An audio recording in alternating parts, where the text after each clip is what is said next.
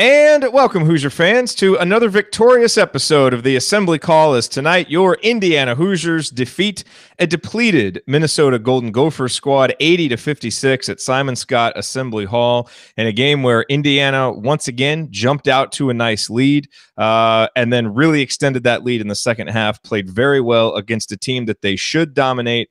They did, and it moves Indiana back to 500 in conference play at 7-7 and to 14-12 overall. And we are here to break it all down for you on this edition of the Assembly Call IU postgame show. I'm your host, Jared Morris, here with Ryan Phillips and Andy Bottoms. And let's start tonight's show as we start every show, and that is with our Hoosier Proud banner moment. And I want to take you back to the first half. And, Indiana jumped out to that big lead, as I said, and it looked like, they were just going to run away with this thing early. But to Minnesota's credit, they stuck with it there about the middle part of the first half, chipped away, and finally cut it to 27-24. It was the tightest that they had gotten it since the very start of the game.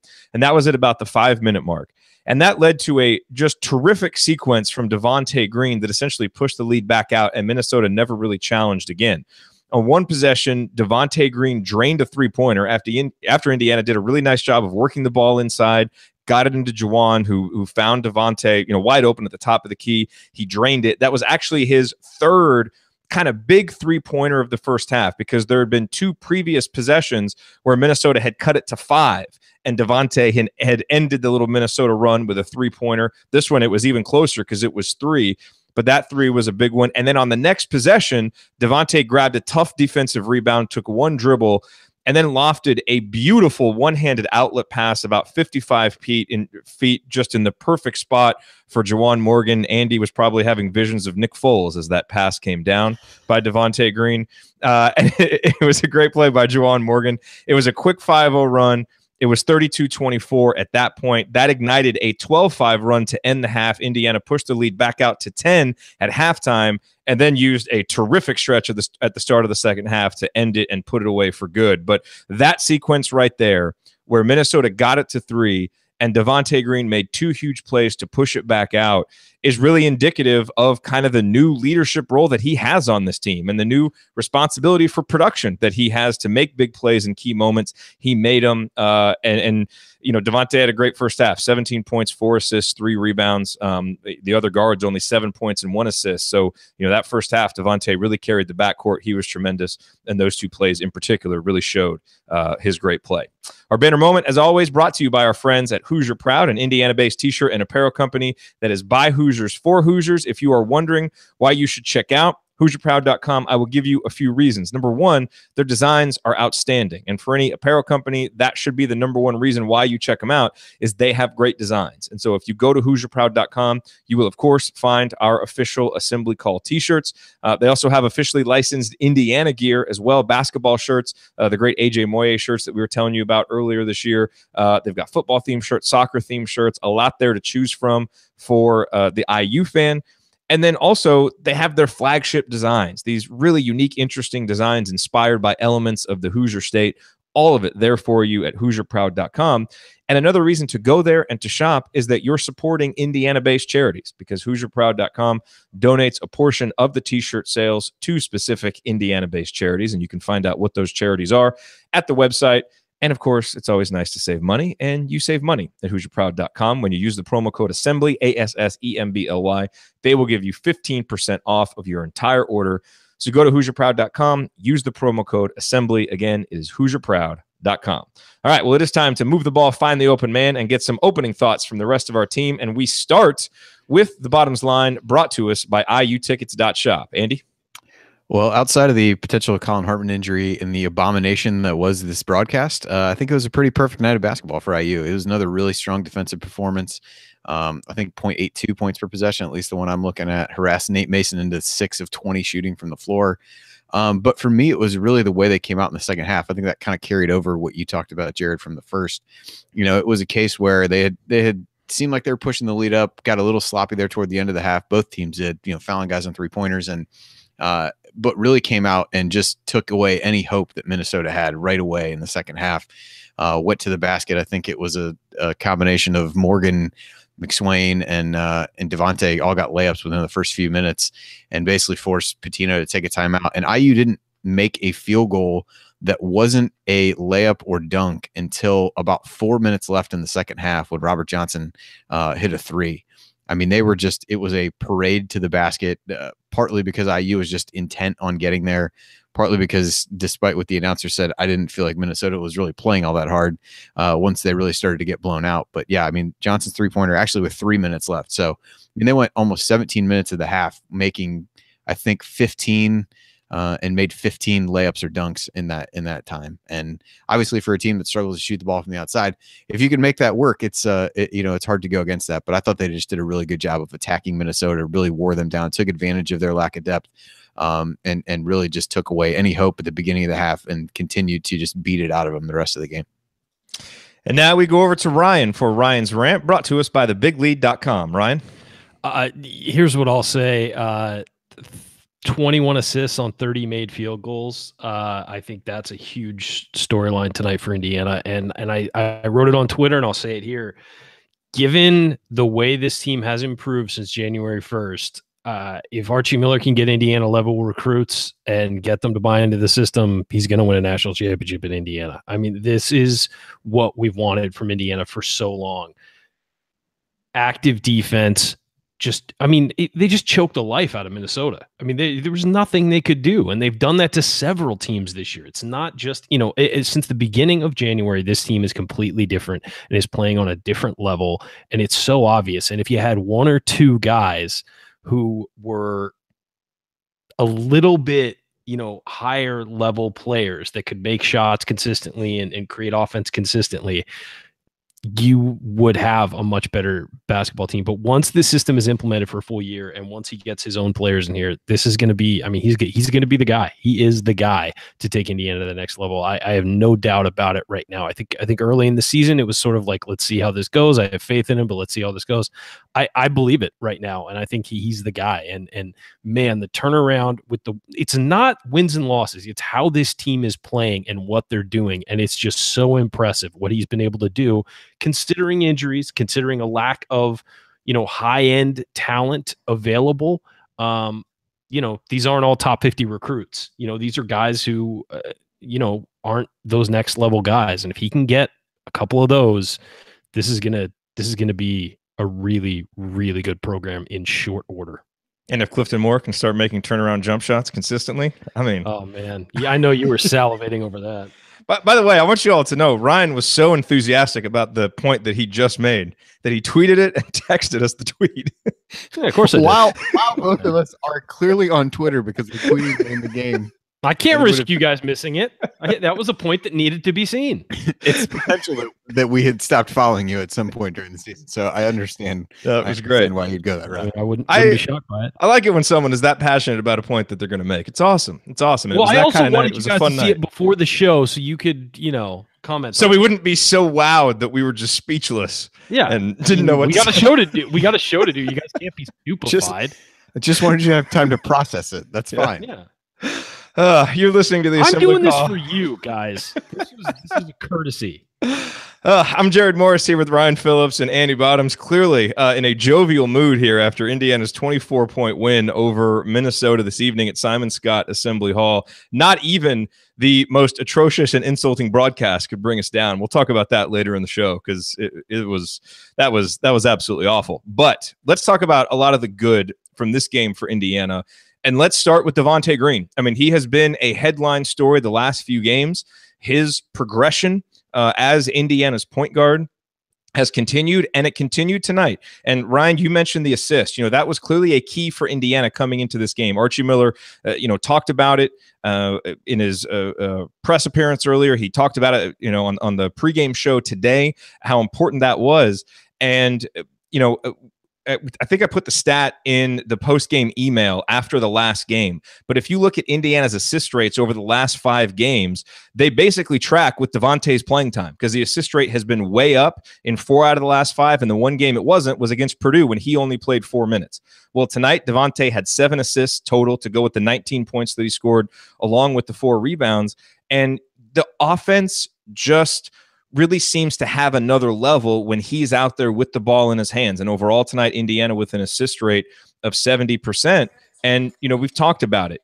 Devonte becoming a guy who's consistent, who's more focused, who's making better decisions to where his playmaking ability can shine without so many of the negatives. He totally changes the complexion of this team, and he gets guys more open shots. He can even create offense for himself. And we saw that continue tonight. And so it's just one more game of consistent play for Devonte that I think is starting to make everybody a believer, Ryan.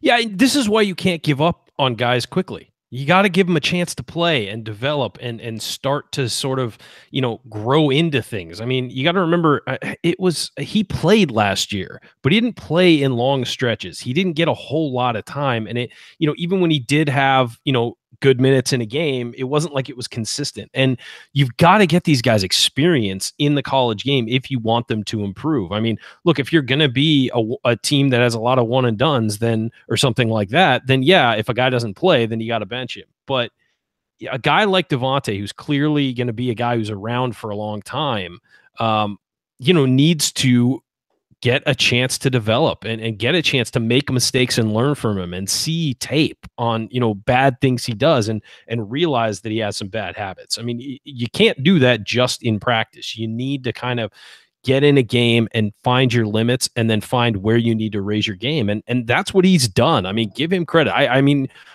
we'll still probably see some down, a down game here or there, but that's natural with everybody. But man, he is just really proving a lot of people wrong, because a lot of people were saying, not to get too excited about that Ohio State performance. And it turns out that, that's actually the trend. And that's actually, something that he could develop that consistency. Now, again, you want to see him keep showing consistency. That's his big thing, is just being consistently active on defense, consistently active on offense, not letting offense affect his defense, or, a bad defensive play affect his offense. For a long time, you saw him, if he got beat defensively, he wanted to go right down and score to make up for it. And that's the exact wrong thing to do.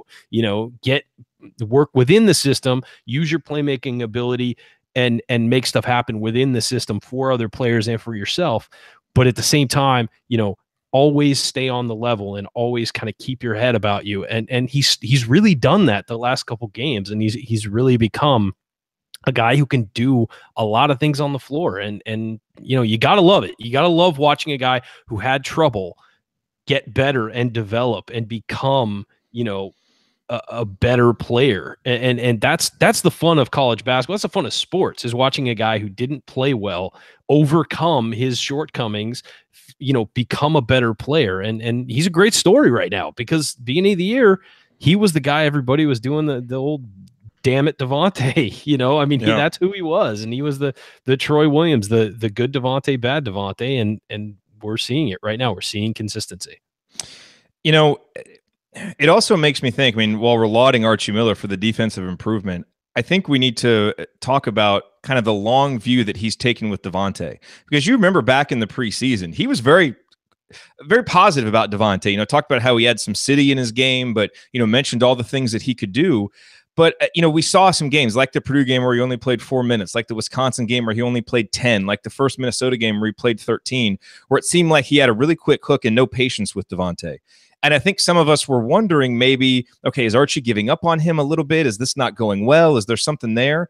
And it seems like, maybe what this is more an example. And this is I know it's not real fashionable to quote Tom Izzo these days, but this is an old Tom Izzo quote that I've always loved, which is that discipline is the greatest form of love that you can show somebody.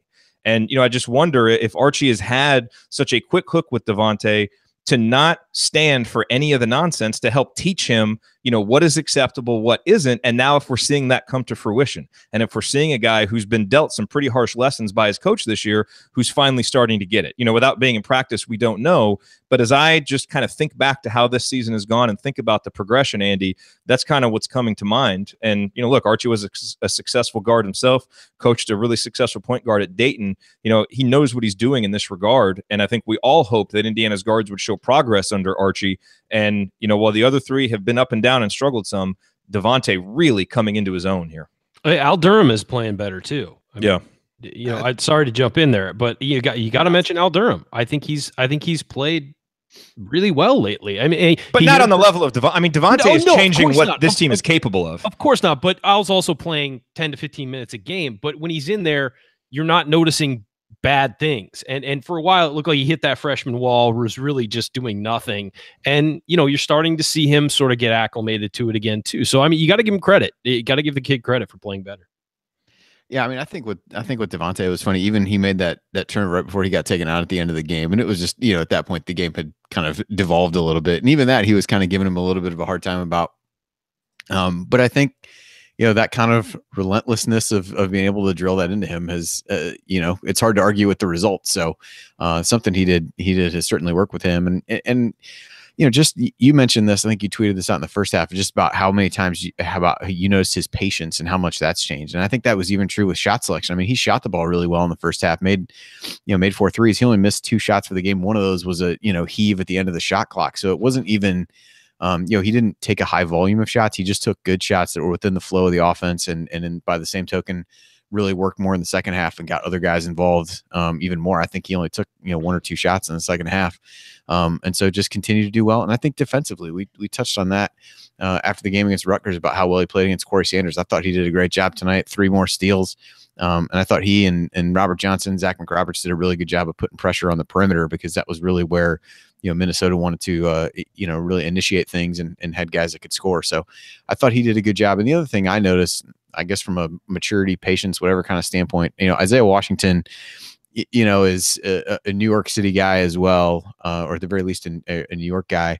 And he was kind of, in the second half when the game really started to come off the rails for Minnesota. I mean, he was just doing a lot of one-on-one, trying to, hot dog different things. And I think there's a lot of us who would say that at various points earlier in the season, that's the kind of thing that even in a game that wasn't very close, Devonte could kind of get suckered into. And I thought he did a really good job. He just came down calmly, dished the ball, ran the offense, and did some things there. So I think, just another, maybe subtle kind of maturity that he's really started to show. And obviously the team is substantially better for it. Yep.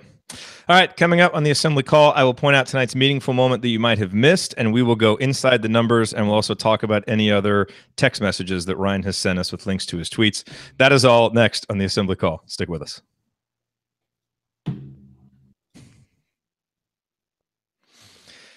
You're listening to the Assembly Call IU postgame show. I'm Jared Morris here with Andy Bottoms and Ryan Phillips, and we are breaking down Indiana's 80-56 victory over the Minnesota Golden Gophers. And it is time for tonight's meaningful moment that you might have missed. And, I want to point out a couple of moments that just show kind of the new standard for this program.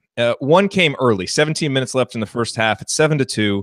And Zach McRoberts just goes all out hustling for an errant Freddie McSwain pass that almost went out of bounds. Zach hustles, gets it in Devonte's hands at the top of the key. He drains it.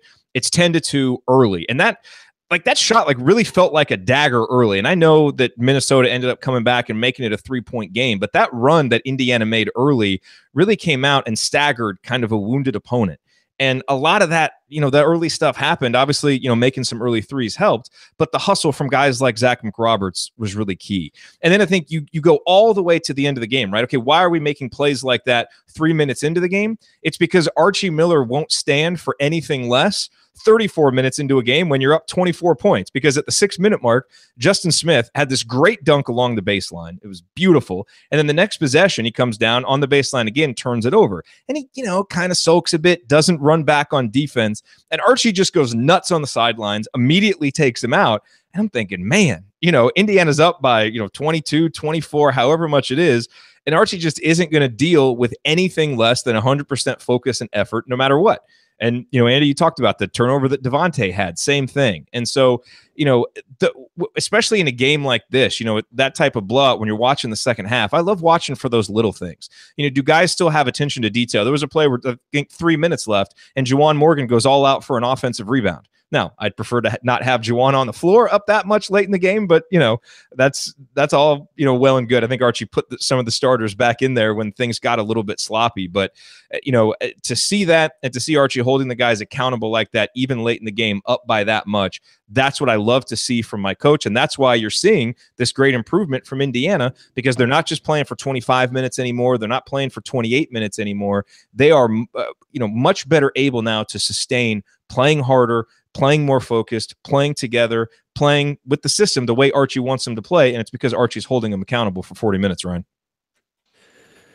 Yeah, it's great to see. I mean, that's fun, to watch a coach be as engaged as we are as fans. When we're like, God, what's he doing? It's nice to see the coach react the same way. I mean, I agree. I think that maybe some of those guys could have been out a little earlier.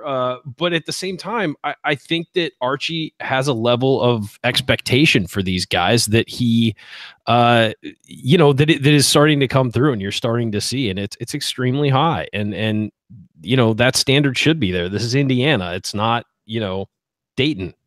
I mean, and the fact that he probably had those standards at Dayton too is, pretty great to think that he's already trusting these guys to play that well, and to always have their head about them, and to always hustle, and to always be smart, just a few months into his tenure is a big deal, because it's only going to get more,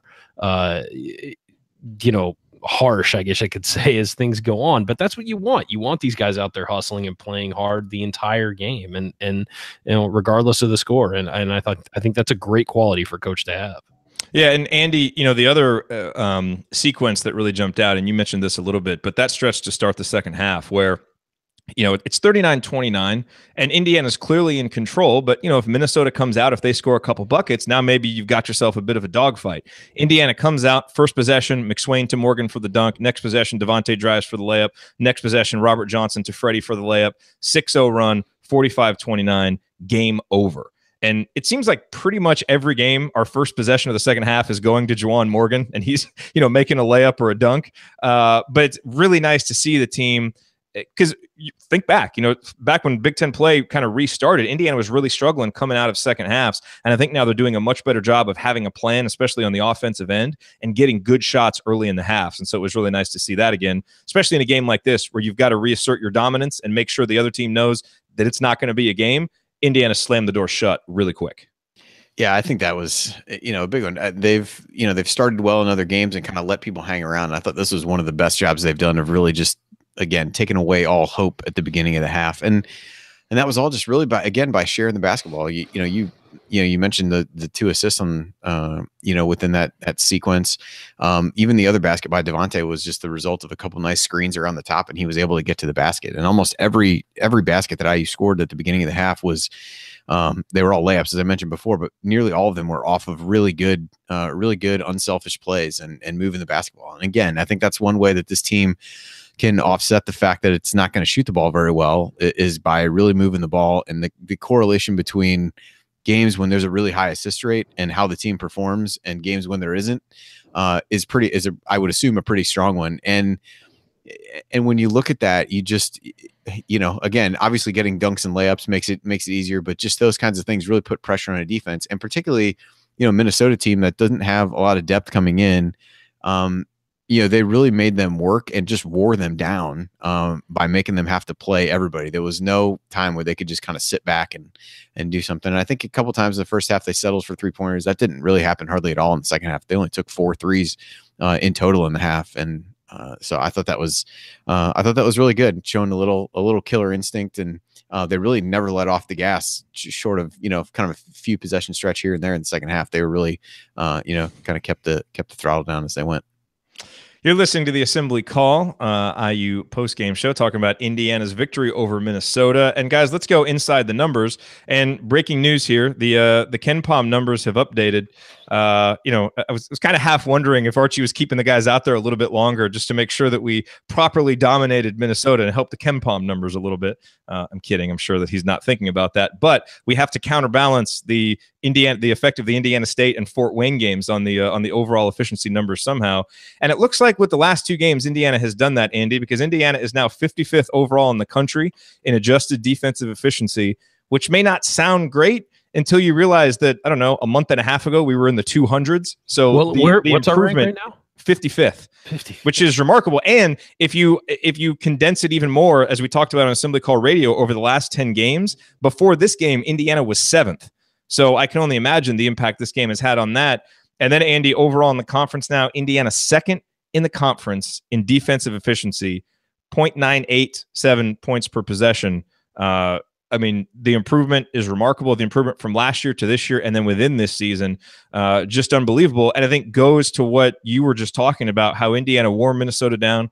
I thought Indiana wore Rutgers down in the last game. And no, neither of those teams is a good offensive team, but Indiana bludgeoned them defensively beyond even how bad they normally are. And it was with ball pressure. It was with smart post defense, where Freddie and Juwan, defended without fouling. And we're just seeing this team be more solid, not give up the easy looks either under the basket or from three.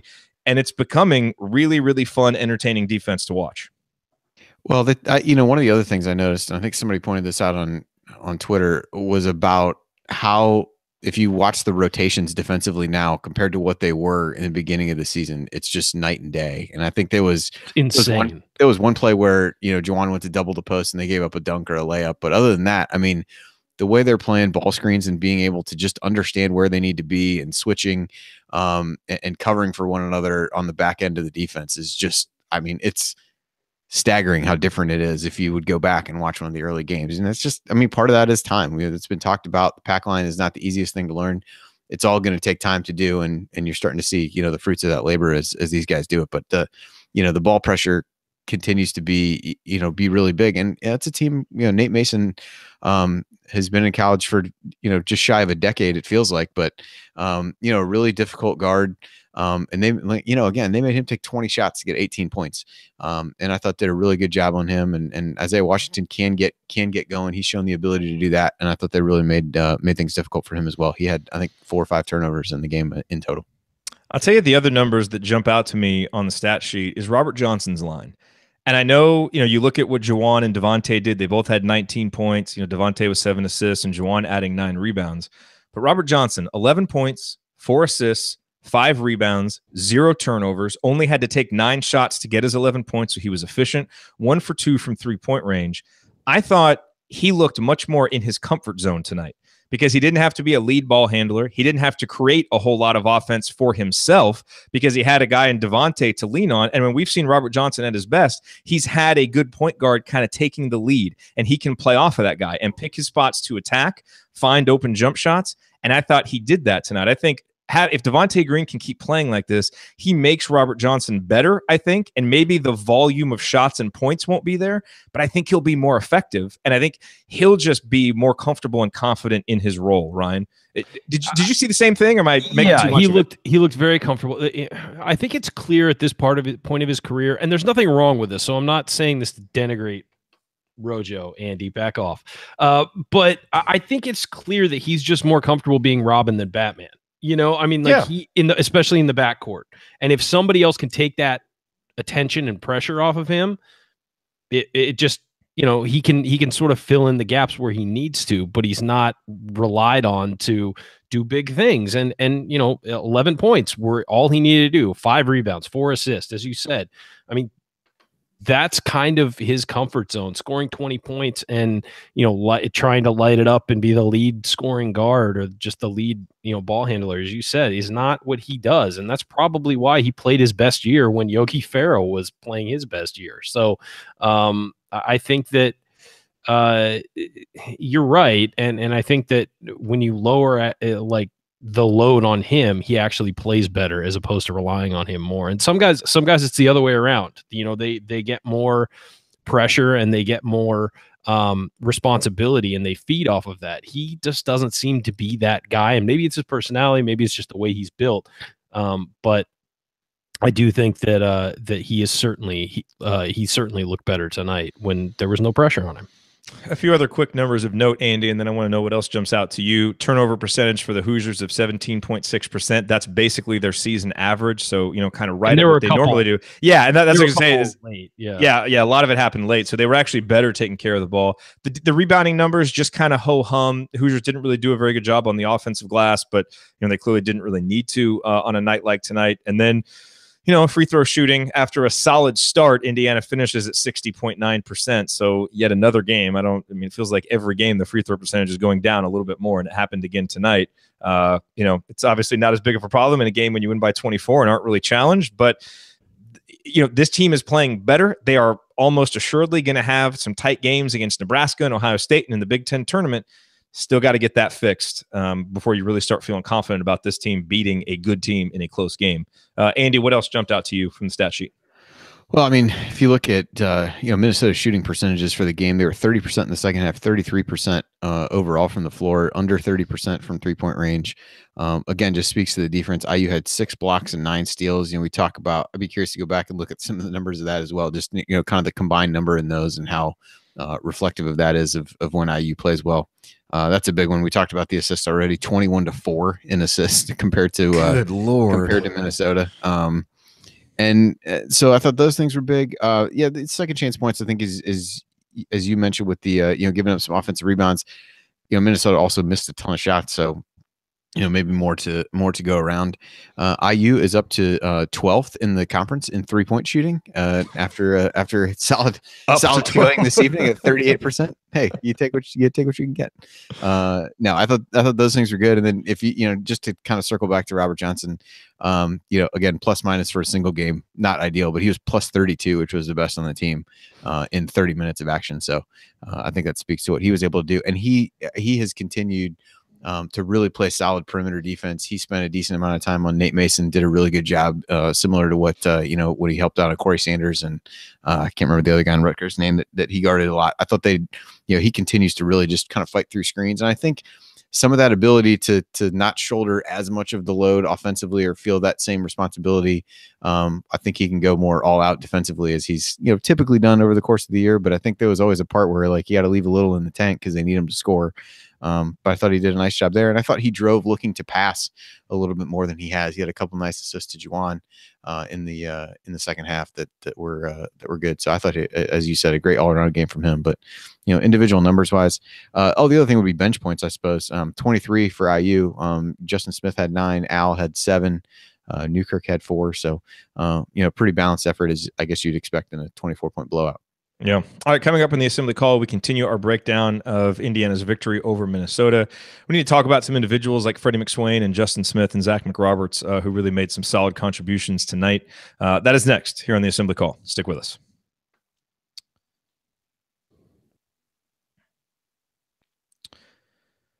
You are listening to the Assembly Call IU postgame show. Catch us live immediately following every IU basketball game and every Thursday night on our YouTube channel, youtube.com/assemblycall.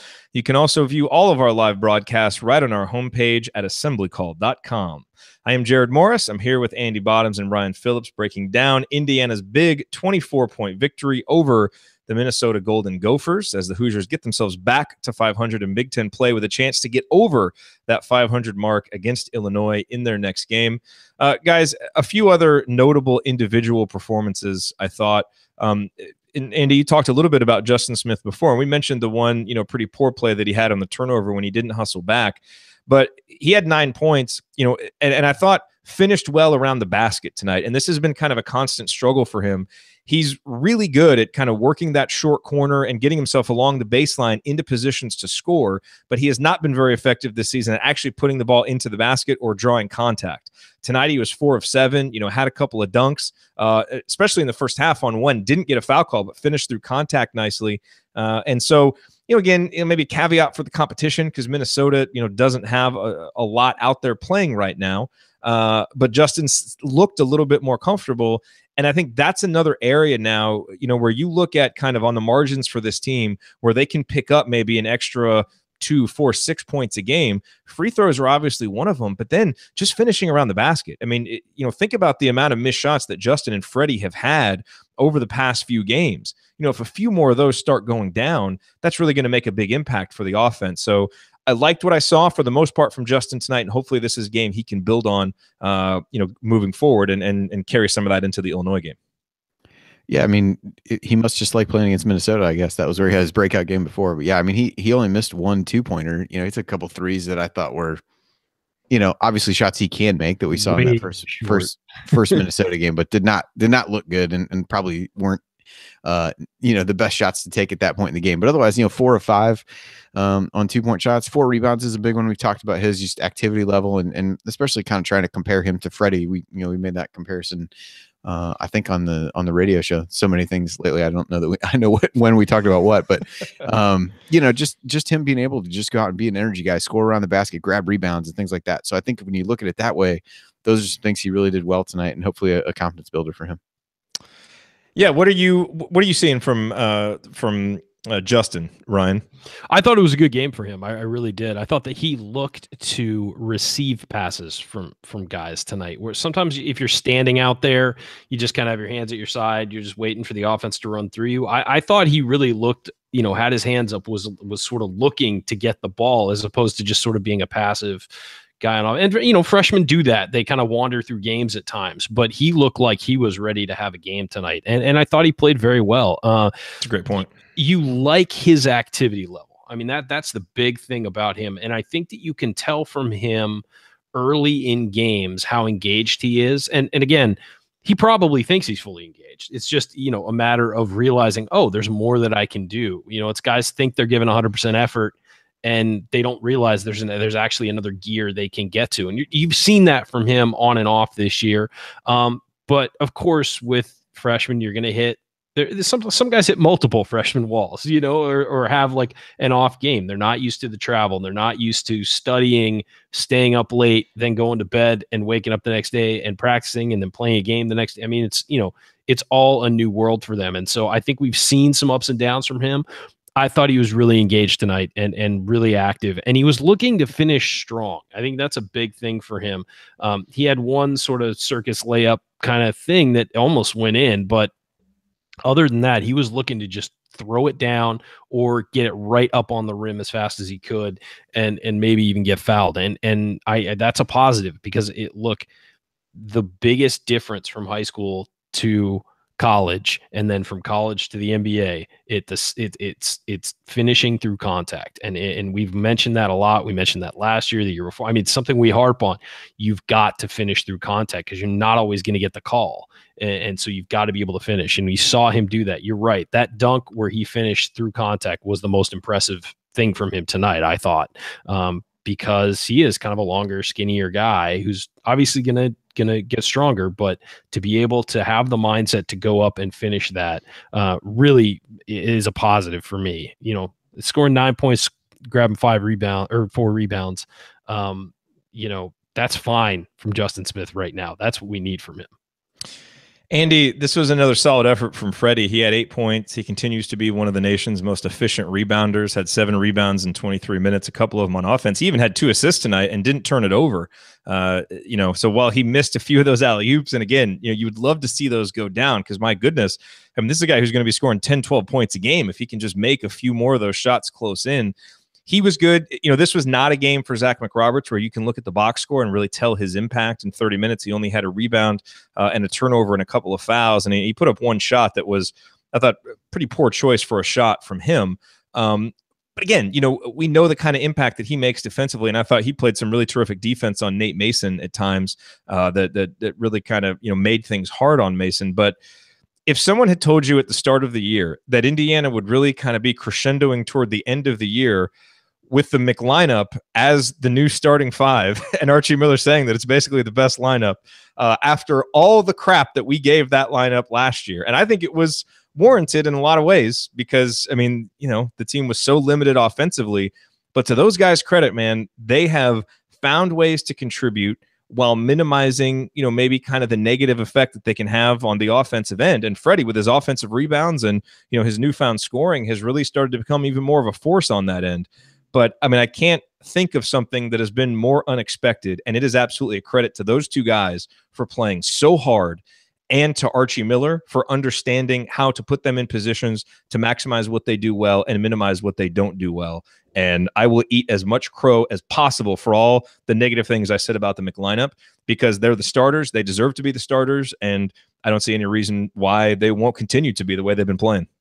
Yeah, I believe our friend Megan we commented on the McLineup one time, and she tweeted back, "I'm loving it," something like that. So I think at this point, that's as apropos as anything. But I agree with you. I mean, Freddie, just the activity level. I think he had 3 blocks, and what I think he's done defensively for IU is they've kind of put him in a position to guard the better scorer of the front court options, which has allowed Morgan to not take possessions off defensively, but not put him in a position to get in foul trouble. So they put, they put McSwain on Jordan Murphy tonight, and he might give up a few points here and there, but he's just going to battle him the whole time. And really, he drew some of those fouls on Murphy when he got into foul trouble. And so I thought that was big, and he just continues to be active. I mean, he could very easily have had 12 points if he didn't miss those couple dunks. But again, he seems, you talked about the turnovers, he just seems more confident catching the ball in different places on the floor in different situations, and just making quicker and better decisions. So I would agree with that. Zach, I thought just played kind of a typical Zach McRoberts game, quite frankly. Played good defense, made a number of hustle plays and did all the things that they need him to do. And so yeah, definitely, like you said, a testament to the effort that those guys put in, and they just kind of continue to keep getting better, it feels like, and just really building confidence as they go. And I think it's been really important for IU. You're listening to the Assembly Call IU postgame show. I am Jared Morris. I'm here with my co-hosts Andy Bottoms and Ryan Phillips, breaking down Indiana's victory over Minnesota. The other guy I want to talk about is Juwan Morgan.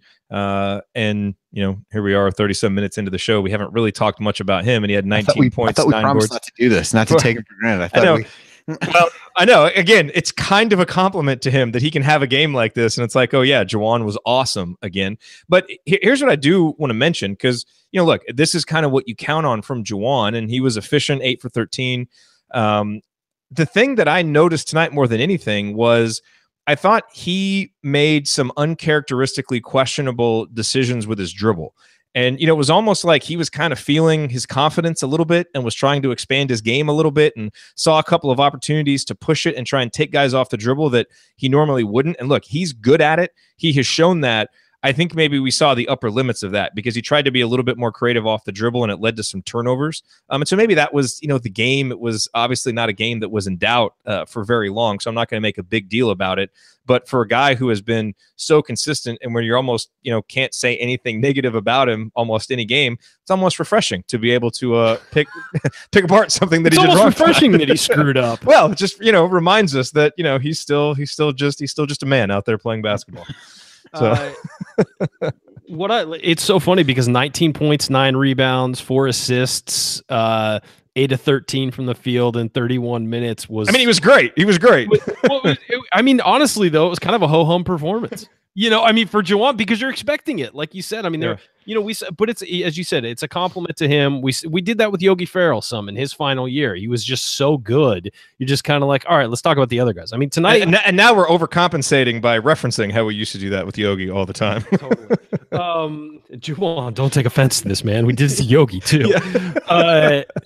But no, look, if you had to sit back and watch this game, having watched this team all year, you talk about Devonte Green tonight. You don't talk about Juwan Morgan. When Juwan Morgan scored as much, it was just as impactful in the game. But, I think it's because you don't expect it from Devonte as much, and you're starting to. But, they're on different levels of expectation. And Juwan Morgan, basically turning in a 19, 20-point double-double is what we expect now. And he spoiled us. So you know what? It's his fault. He's been so good. It's his fault. It's that we're overlooking his contribution. So great game, of course, from Juwan, and he's the rock that this team is built around. And they keep showing people's Big Ten, all Big Ten teams, and they keep leaving him off, and I think that's a crime.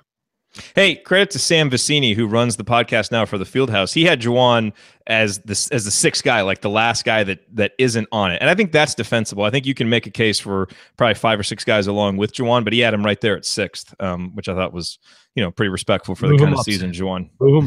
Hey, Sam is actually the first guy that had Juwan on one of his draft big boards. He's got Juwan in there at 76th on his top 100 NBA draft big board. So he clearly understands the impact Juwan is making.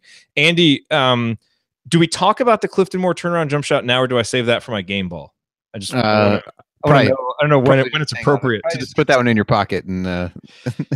Okay. However, but I do want to mention it real quick because that shot that he made, he hasn't looked real comfortable offensively, and we haven't been able to see that. Him being able to make that shot is why people are excited about him. And there's no comparison between him and Jeremy April. We're totally kidding about that.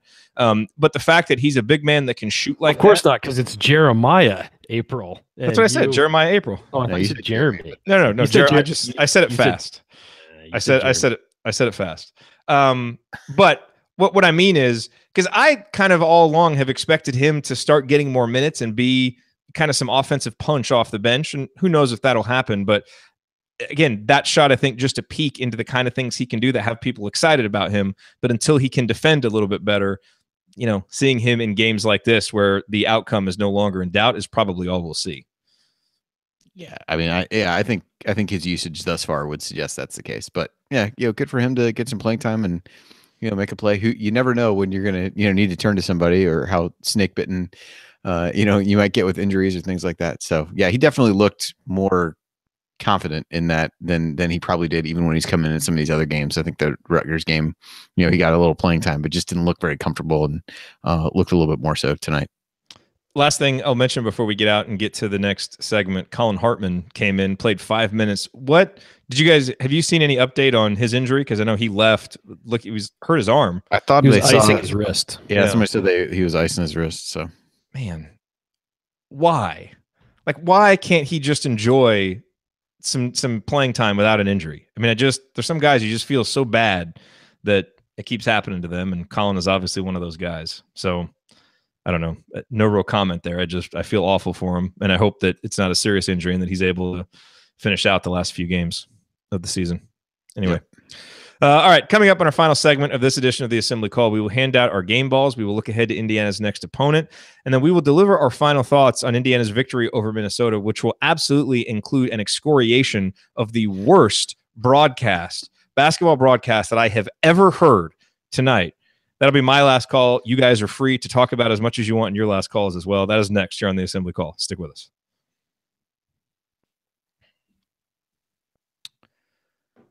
You are listening to the Assembly Call IU postgame show. I'm Jared Morris. I'm here with Ryan Phillips and Andy Bottoms, wrapping up our breakdown of Indiana's 24-point victory over Minnesota Friday night at Simon Scott Assembly Hall. And it is that time in the show where we hand out our game balls.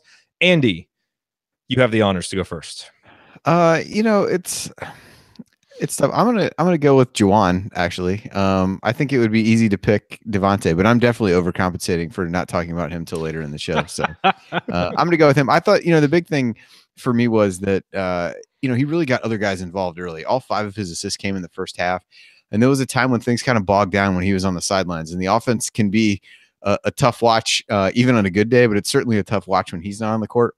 But he came back in, the game tightened up a little bit. It might have gotten within 4. He came back in. They immediately got the ball to him in the post. He kicked it out to Devonte for a 3. He's playing so well, and he's attracting so much attention from the defense that he really took advantage of that in the first half, got other guys involved. And then the second half, he kind of went and got his and had 10 points, 6 rebounds in the second half. Didn't have an assist at that point. And I just thought played really well, continues to be the rock for this team, and really helped them get off to a good start by being such a focal point of the defense and, getting the other guys the ball in a position where they could score and get some confidence as well. That really helped IU get out to an early lead that they never really let go. Ryan, your game ball? It's Devonte Green for me. 5 of 7 from the field, 4 of 6 from 3, 32 minutes. The 3 turnovers we mentioned, one of those was late on a kind of clowning around play.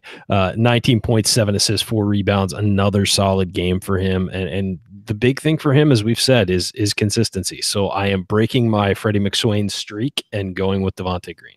I am going to go with Devonte Green as well. I thought he was absolutely dynamite in the first half. When the game was still in doubt, he was the one making the big shots, and he was the one who set the tone from a ball movement and from a creation perspective for Indiana tonight. When that was the coach's big key coming in, and Devonte absolutely went out and executed what his coach wanted him to do. And when you have a point guard and a coach that are in sync, it can just take your team so far. And I think if you were someone who hadn't watched an Indiana game all year, like for instance, the broadcasters who actually called the game tonight, and you just watched that first half, you might think, you might look at that and say, okay, Devonte Green is the leader of this team. Like, this is his team, because he was totally in control, and he was the guy taking the big shots when, Indiana needed a momentum swing. And granted, all of us who have watched the team and have watched what's going on knows that clearly this is, Juwan Morgan's team, and he's been the most consistent guy. And,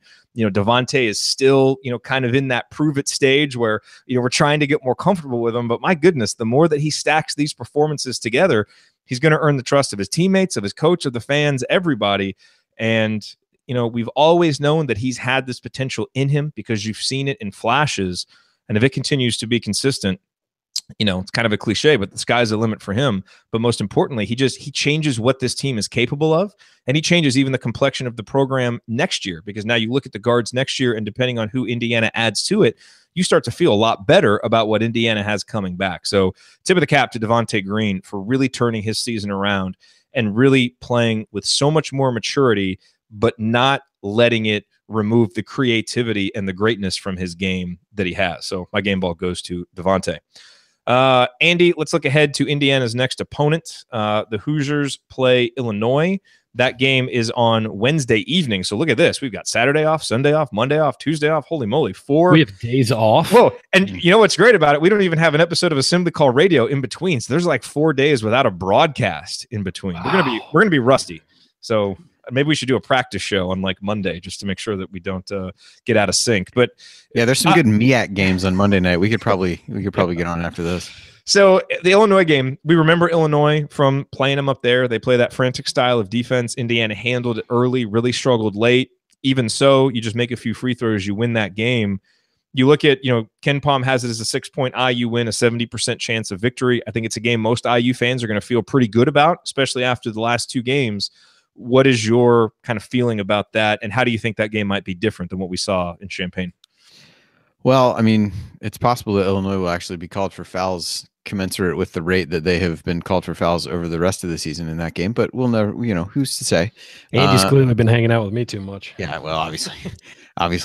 So, I mean, they really haven't, they had that stretch where, they beat IU, then they beat Rutgers by 30 immediately after that. But then they had, they lost the last couple games since, including, last night to Wisconsin by almost 10 points at home, and a Wisconsin team that's really been struggling. So, again, I think there are, Illinois does a handful of things well, but this is a game that IU really ought to win. Illinois hasn't played well away from home this year. In fact, I don't believe they've won a road game as I look through these. They've won a neutral site game, but otherwise all their other wins have come at home. So, I think that obviously bodes well. They play Sunday and then turn around and come on Wednesday. So not quite the short turnaround that we had become accustomed to for a while, but a little bit shorter. And again, I think gives IU a little bit more time to prepare for what they're going to be faced with and what Illinois wants to do defensively, which I think can help. And, I hesitate to call it any kind of revenge game, but certainly this is a game that IU remembers letting slip away. And I think they'll be ready to go on Wednesday. Well, I hope so, because that's a game that the Hoosiers absolutely need to win to set themselves up for really being able to do something of importance down the stretch with those, with two road games and the game at home against Ohio State. So you got to take care of business against Illinois. You're listening to the Assembly Call IU postgame show. Remember that because you're an Assembly Call listener, you get 15% off of your entire order at HoosierProud.com. So if you want officially licensed IU gear, one of our Assembly Call logo t-shirts, or one of Hoosier Proud's unique Indiana-inspired designs, visit HoosierProud.com and use the promo code ASSEMBLY at checkout. That's HoosierProud.com, promo code ASSEMBLY for 15% off of your entire order. I am Jared Morris here with Andy Bottoms and Ryan Phillips. And gentlemen, it is time for Last Call, our final thoughts on tonight's Indiana victory over Minnesota. And Ryan, you can lead us off. Yeah, I just, again, really nice performance by this team. I realize, again, it's Minnesota, just like I know it was Rutgers, but you just saw the defensive intensity. You're starting to see the offense play a lot better and more like a unit. And it's encouraging. And I said it, in the opening, and I'll say it now. I think Archie Miller, if he gets the right kind of players in here, the players that Indiana fans are used to seeing, that caliber player, and if they buy into a system, he's going to win a national title here. This is a perfect system to win Big Ten titles, win national titles, and to be, and to take your team to that next level. And I'm sorry, but for seeming like I'm getting fired up over a team that's just 2 games over 500, but you see what he can do with this team. Imagine when he gets those players in here who can, take who are next level guys who can take over a game on their own, and really lead a team to a championship, and he's going to be able to do it. I also thought it was great. 56.6% from the field tonight, huge, because they took high percentage shots, and you're seeing this team get much smarter offensively. So all credit to the staff and the players for buying in and really elevating their play over the last 10-11 games. By the way, I think Romeo scored 53 points tonight, and before Washington hit that 3-pointer at the end of the game, that was the same number of points Minnesota had for the whole game as a team. So a testament to IU's defense and to the offensive prowess of hopefully their future shooting guard. Andy, last call. Well, I know you want to get into the announcing. I'll just put a little kindling out there from a bracketology perspective. One, bracketeering. Yeah. So one, they invented that. Two, Howie Schwab having Notre Dame in the field at this point is an abomination, much like the broadcast. And three, Donnie Marshall's case for Nebraska getting in was essentially they have good basketball players, which the last time I checked, long basketball players. Yeah, a lot of really good athletes. You know who else has a lot of good athletes? Every college team. So according to him, they should be in based sheerly athleticism. This isn't like the combine where it's like, oh, look how fast he ran. You should be in the tournament. You actually have to beat teams that are capable of winning in the tournament to do that. So as I said when I tweeted out, it just add that to the list of things that he did not understand about basketball, the game he saw tonight, or virtually anything. As for IU, I'll let you finish that off. But as for IU, again, a really good performance, continue to be strong defensively, and won a game that they had to win and won it convincingly, which is something that we haven't seen a ton of out of this team, certainly this season. But I think they've, it all feels like a progression at this point. And again, we talk about these like 3-game stretches, and this was a chance to go 3-0 in one of these stretches. And so now they're 2-0. They've got 1 game left to be able to do it against Illinois. And, it's exciting to see how they've evolved. I think your points about McRobertson, McSwain, a lot of things in college basketball, you've got, 18 to 22-year-old kids that are unpredictable in virtually every facet. So every year there's stories in college basketball that no one had a way to predict. And at least in our little bubble of IU basketball, the thought that the starting lineup at the time when IU was playing its best basketball of the season would contain both those guys is one that,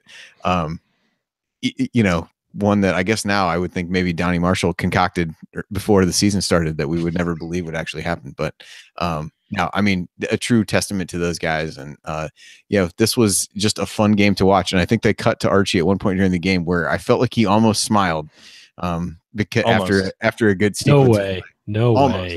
Almost. The tape will show that he almost smiled and that Jared said Jeremy April a little bit ago. The tape doesn't lie, as Ryan knows very well from all of his tape analysis over the course. That's true.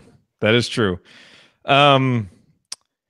Yeah. So, and I mean, you're right, Andy. This was a fun game to watch. It was an awful game to listen to. And at one point, I did mute the television, but I wanted to hear how bad the broadcast was so that I could comment on it because I knew how upset people were. And, it's one thing to just kind of have a bad broadcast, and even good broadcasters will have a bad broadcast from time to time. But it is another thing to just be so totally ill-prepared that you sound like you've never really watched the teams play before, to be so arrogant that it's almost hard to listen to. And the funny thing about Donnie Marshall is he wasn't just arrogant about, the candy stripe pants and his kind of general disdain for Indiana University and its audacity to honor its women's soccer team for academic achievement and, just kind of dismiss that. But even to the comment that he had to his partner, to his play-by-play partner, we were talking about how, they're just going to, they told me it was my broadcast and there'd be someone here kind of chirping over me. I mean, listening to him, he is a person that I would not want to spend 10 seconds with. And I don't know him personally, but just based on the broadcast, that is not someone that I would want to spend time with. And you may have seen Chronic Hoosiers tweet where he basically said Donnie Marshall wasn't welcome in Bloomington anymore. And I'm fine with that. And yeah, I was, upset about the candy stripe pants thing, but whatever. That was that was far down on the list of the things that really annoyed me. The disrespect for the women's soccer team, I didn't like. And most of all, it was the general disrespect to an audience of basketball fans who take their basketball seriously. And if they're going to invest a couple of hours in watching your network and watching a broadcast when you've stolen it from, the Big Ten Network and other places where it feels like some of those announcers at least try to watch the games and understand the teams that they're announcing. Fox, you need Indiana to drive ratings for these Monday and Friday nights. And you've come in and totally jumbled up the schedule and made it difficult on everybody. And then you're going to turn around and give us that crappy, atrocious, disrespectful broadcast. There's no excuse for it.